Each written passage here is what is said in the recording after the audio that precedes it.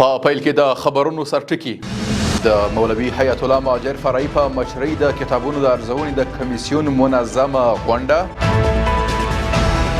د افغانستان او چین ترمنځ د ډیپلوماټیکو اړیکو د اویاومې کلیزې لمانځنه، او په غزه کې اوربند او تر کنډوالو لاندې 10,000 جسدونه. د لوی او مهربانه خدای په سپېڅلي نامه درنو لیدونکو سلام. د نن ورځ خبرونو ته ښه راغلاست. نن سې شنبه د 1403 کال د سلواغې 2 نیټه ده.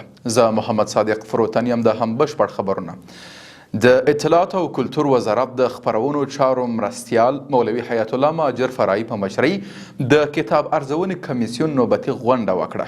دې غونډه کې یوې کمیټې ته دنده سپارل شوې څو په کابل او ولایتونو کې د کتابونو ارزونه وکړي. دې غونډه کې یوې کمیټې ته دنده سپارل شوې چې په کابل او ولایتونو کې د کتابتونونو ارزونه وکړي.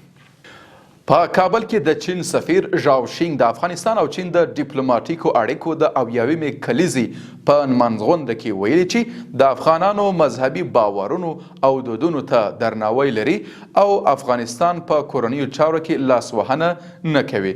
ښاغلي شینګ زیاته کړه چین په ملګرو ملتونو او نورو څو اړخیزو ناستو کې د افغانستان له 3 ځله ملاتړ کړی او پر دغه هیواد د لګول شوو غیر عادلانه بندیزونو د لرې کېدو او د افغانستان د شتمنیو ازادېدو غوښتنه یې کړې ده.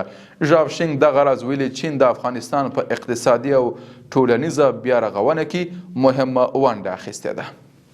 بهرنیو چارو وزارت وایي چې د افغانستان اسلامي امارت او د امریکا متحده ایالاتونو ترمنځ د اوږدو او ګټورو مذاکراتو په پایله کې په امریکا کې یو تن افغان مجاهد بندي خان محمد له امریکایي اتباعو سره په تبادله کې له بنده آزاد او هیواد ته راستون سو.